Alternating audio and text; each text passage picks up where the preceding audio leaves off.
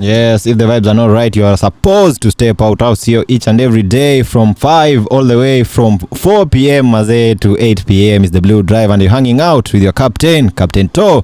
Na sasa kama kawaida mazee, you know we usually arrange or have a guest that comes through in line with our topic each and every day. And today mazee, in the house I have a special guest, someone I know dearly, someone I respect, and to have this honor to be interviewing this individual mazee is a very, very big honor. And right about now, I want to open the mics to one very amazing presenter. Gotea wase bwana. Hello. My name is Peter Barak. I'm a broadcast journalist and the founder of Spotlight Africa. Yes. Very nice. You know, I like the fact that umeanza I am a founder. Unajua hiyo ni kitu, you know? Yes.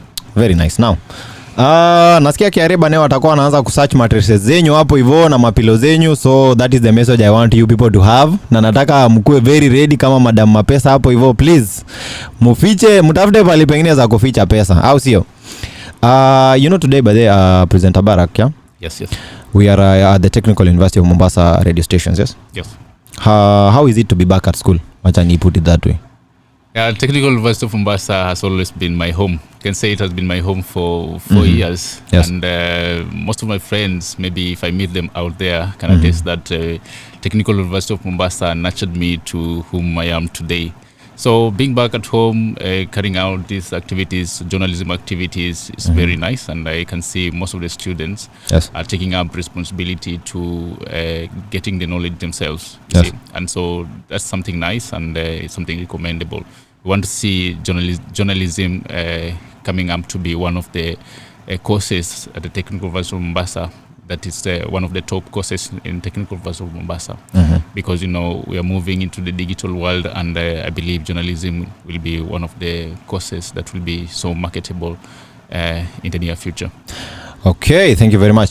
And today I understand the Right Honorable Raila Amolo Odinga was holding or rather held a Kamukunji at Kamukunji. Yes. He held a Kamukunji at Kamukunji bwana.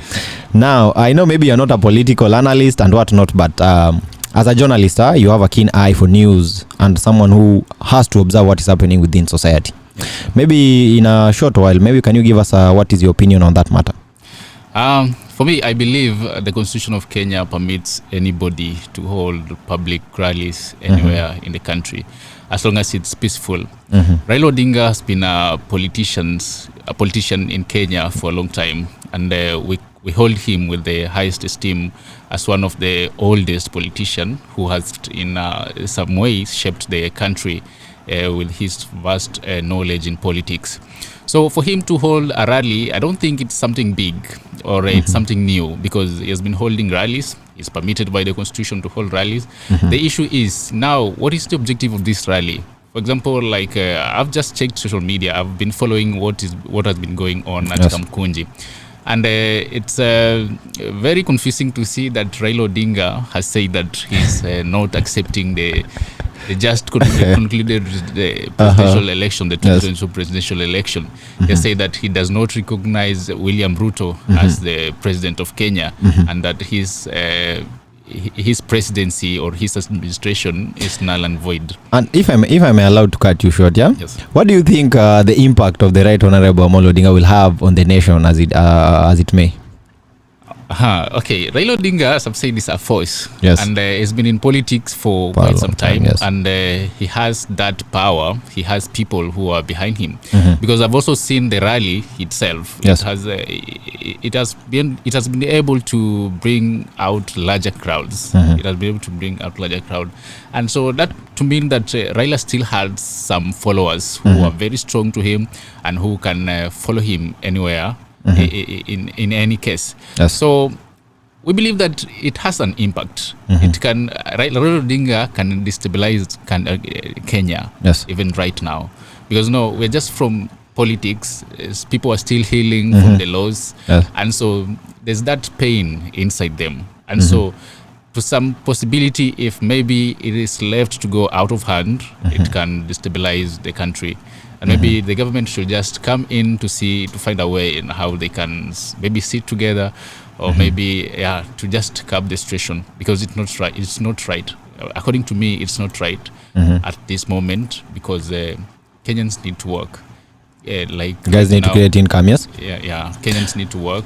Students are going back to school, and so this is a moment where I think the country should be settled and now move forward. Yeah, that's very, very true. And also, I would like just to draw your attention to the recent cases by KRA, Yes. where they are saying, or rather, the sitting government, is going to try and come up with creative ways Yes. of taxing or creating revenue. Yes. And the Right Honorable Kalonzo Musyoka, during a press brief, before Raila Amolo Odinga came to the nation, said him being a member of the law society, they should stand up as lawyers and individuals who uphold the law to ensure that the current government does not impose more taxes on the common mwananchi. Which brings me to this question, as a founder yourself, and as a business and as a young entrepreneur, what do you think these taxes will have on young businesses? Okay, I understand. I've gone through the new proposed tax policy, and it's proposing that KRA is targeting to collect over 3 trillion in this financial year, the 2023-2024 financial year. And so to achieve that, KRA needs to advance new ways in which they can get this money. And so the new tax policy is proposing that KRA is going to link their systems to mobile wallets, mobile money transactions, and even betting companies, so that it can expand its tax base and ensure that there's compliance. There's a total compliance across the board. Across the board. Yeah, they're just trying to curb tax evasion. Yeah, and so I've seen it has solicited many reactions on social media.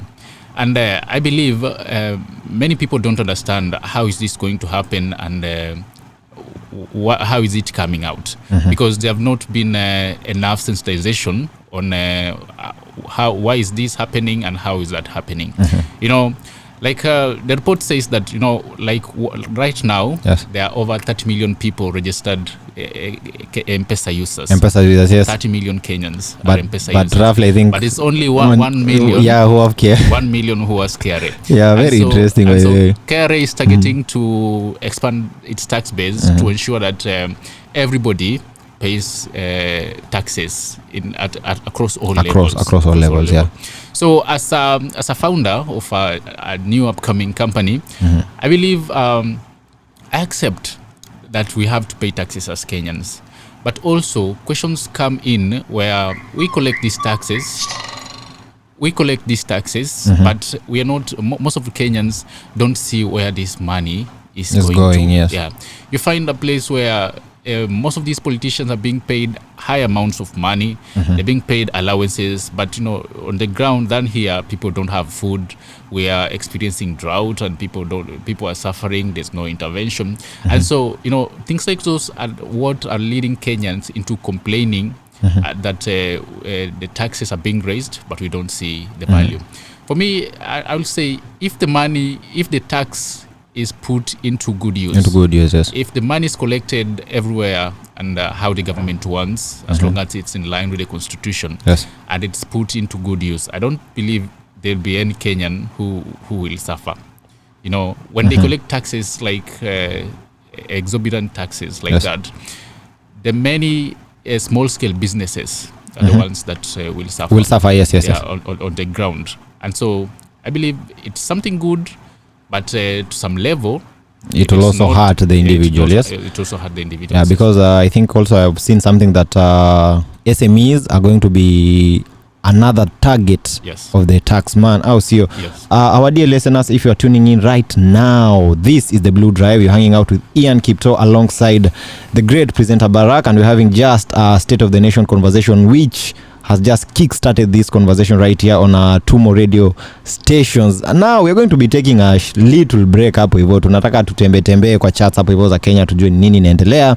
And I have this track by King Kaka from his new album featuring Iyani. I want to play it to you, muisikize, muenjoy, and then when we do come back, we'll be going into now the body of this conversation where I want to engage my guest on matters climate change and a little bit of the opportunities existing for youth and founding and startup conversation. Please stay tuned and keep it Leo sasa unajua niko hapo hivyo, nataka kusema Tumo Radio na nataka kusema Blue Drive, lakini kama uko unasikiza utaelewa kitu namaanisha, au sio? You're listening to Blue Radio, bringing the vibe. Naogopa nisije kufa kisa mapenzi, naogopa unavyoninyanyasa siwezi, naogopa. Wow, ni Dazzler Kiduchi hapa aka The Future, niko ndani ya The Blue Radio, au sio? Bringing the vibe next to you, siondoke mtu wangu, ni mbaya. Something I have to read for you guys. A 37-year-old Nigerian palm wine tapper. Sasa nikisema tapper namaanisha ule msee anaendanga kuvuna mnazi huko Niger. Now this guy apparently has built a 2-story house and just bought a Mercedes 4matic. And Mercedes 4matic, Mercedes Benz. Now this guy spends 19 hours of his 24 hours doing his business. I don't know what you are doing or what you have done with the rest of your day, Maze, but really think about what you are doing with your time. How's you, yeah? Right about now, I also like to give a big shout out to all our presenters and the Blue Radio team for making sure that this tour that has kickstarted off at the Technical University of Mombasa is going well, na vile inafaa na vijana wamepelekwa na mtara. Now, Presenter Barak, welcome back to the conversation. Thank you so much for having me. Right about now, each and every day Monday, you know, we have the climate on the Blue Economy conversation. Yes. And I understand recently, yes, as recent as last week, you have dropped a new feature. Yes. Which in a few you'll be telling us what it is about. Yes, yes. I understand this documentary talks about climate change. Yes. What do you think journalists can do, you know, to tackle or rather create awareness when it comes to matter of Blue Economy and climate change? Okay, so just like you've said, recently, yes, a week ago, I published a documentary dubbed Uncelebrated Heroes on Climate Change. Yeah, to start with, I'm a journalist majoring on humanitarian stories. I do documentaries and I do feature stories. So recently, I touch on all matters concerning humanity, and the climate change is one of them. So recently, or over the past few months or days, yes, Kenya specifically has been battling the worst drought ever, because it's estimated that the drought that has hit Kenya right now has never occurred before. Before. So it has been the worst drought. So climate change has been the talk of town because it has affected many people, and many people are now aware about what, yes, climate change is. So I decided I think I should, because climate change has been something that people has taken it in a negative way. Many stories have been told about climate change and all have been negative. So I decided, why can't I look on the positive side? Why can't I identify something positive from this debate? And so over the plastic menace has been a scourge in major cities, for example, in Mombasa. And so there are people who collect these plastics and do recycling. And these people are called scavengers or garbage collectors. You know, they're these people who come into our homes to collect this garbage. And we can say if they don't come, it's like we're going to drop that litter to near our homesteads, near our households, yes, and it's going to be a problem to us, maybe diseases or what. And so if these people collect this garbage from our homes, they're helping the environment. They're helping the environment. So for a long time, these people have not been recognized. Yeah, they've not been recognized. They're doing a good job, yes, collecting these plastics, because if these plastics are left in the near our households, as I've said, it's a problem. It's a big menace. Diseases, and even we are destroying our ecosystem. Right. So I identify these people as heroes because they are doing an exemplary job. Yes. Collecting waste, recycling it. Yes. Yeah. But I identify that these people are not recognized. The society does not acknowledge them. Their work. It does not acknowledge their work. The government does not acknowledge their work. These people are going to collect this litter, this waste, but they don't have gloves, they don't have gumboots, they don't have even aprons. So wako tupu pale hivyo. Yeah, wako tu hivyo. Yeah.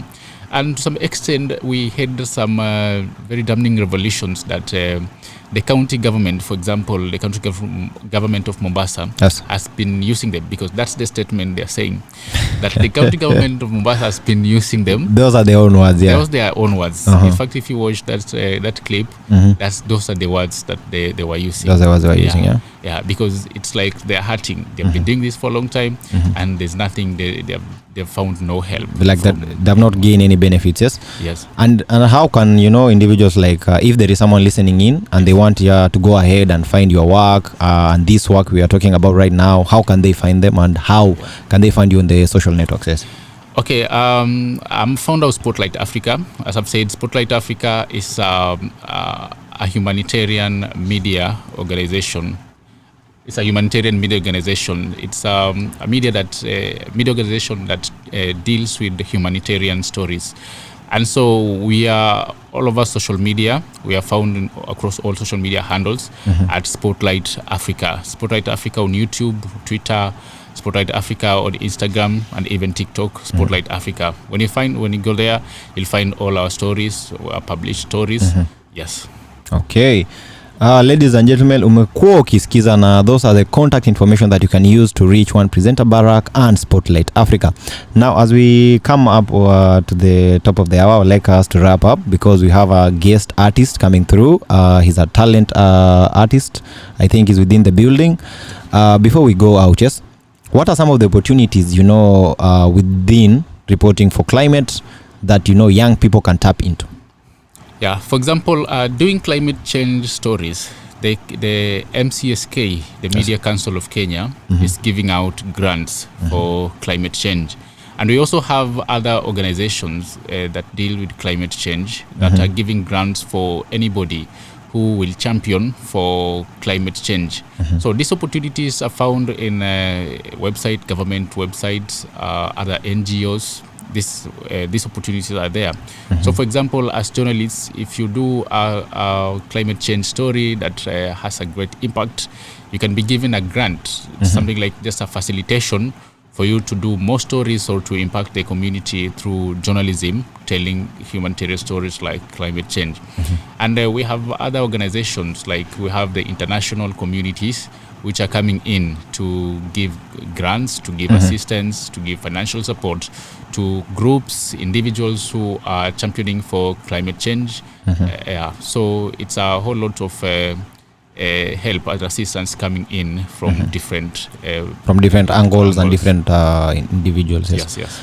And now, as we wrap up, I have one question. Yes. Assume you are in a room full of angel investors. Yes. Guys with the money, guys who can take your project to the next level. Yes. I want you to take to the microphone within a minute or two. Yes. And assume these guys are listening to you carefully. Yes. You are pitching your startup, Spotlight Africa idea, and you want them to invest their money into your business. Yes. Yeah. So Spotlight Africa is a humanitarian media organization. This is a media organization that tells humanitarian stories, issues that touch on humanities, calamities, disasters, things like climate change, water shortage, diseases. These are the things that we tell. For a long time, some stories in the communities have gone untold. They've been untold. So Spotlight Africa seeks to dig deep into the communities and tell these stories. So to facilitate this, we need facilitation in terms of finances, in terms of equipment, because we are just starting. It's an organization that is already starting. But I can attest that it's something powerful, because we've been able to do more stories, been able to do great stories. Like that story, The Uncelebrated Heroes, is one of the big stories that is making headlines right now. So we have potential. We have potential despite the fact that we don't have everything, including cameras and any other equipments to facilitate our activities. But we are a big team that maybe if we get someone who can fund us in terms of financial support to facilitate our activities, we'll appreciate cameras and any other equipments like microphones, lighting, So kind of things that we are now looking into investing into, because we don't have them right now, but we're looking forward to getting them. Yes. Okay, kama wewe ni investor hapo hivyo mazee, that has been presenter Barak akitupa sera na try kukuconvince wewe mwenye unasikiza to invest in his company. And if you are a startup founder or a venture capitalist mazee, find your way through his pages. Pitio kwa hivyo mkague ujue kama anatosha mboga ama kama hatoshi mboga. And finally, my good friend, my good brother. Yes. As we wind up, because as I told you earlier, we have that artist coming through. I want you to take a minute or two to give our listeners your parting shot. Yes. And please bear in mind, you're speaking to a lot of young people. Yes. And so to my fellow young peoples, because I'm also young, I'm also growing, I'm in that line of growing. There's a lot of peer pressure out here. People think that maybe after school, or maybe if you reach a certain level, there's that pressure that at this age I want to be doing something. I cannot say that I'm that level where I have hit my success. I'm still growing. I understand I'm still growing. I have those ambitions. But I came to realize that for you to achieve these things, you need to take them as a step, as a process. Our life is not an event. Our life is a process. It starts somewhere and will go, develop into something else to our last day. You see? So life is a process. And everything we do in life, we need to take them as a process. Like, for example, if I would have said that I want Spotlight Africa to be big from the day I started it, maybe I'm sure I'll be having too much pressure, doing things that maybe are not supposed to be done, doing things that are not right, and I will not be where I am right today. But because I took my time step by step to analyze what do I need, what can I do into making this Spotlight Africa a success, and that's where I am right now, struggling. But I understand it's a process, and I believe that one day it's going to happen. And so that's my call to the community. That's my call to my fellow youth, that let's take it as a process. You have something you need to start. Take your time to analyze it. Plan yourself well. No, this is what I want. This is how I can go about it. And that's how I believe that we can reach our destinies, all of us. Yeah, my good people, that has been presenter Barak, making sure that the message reaches you out there. Na kama dawa right about now, tunarudi kwa Blue Mix. Okelo Max coming through with Nakofa, but before that I want to be playing you some more Cardinali right now. DJ playing you the best of East Africa urban music. This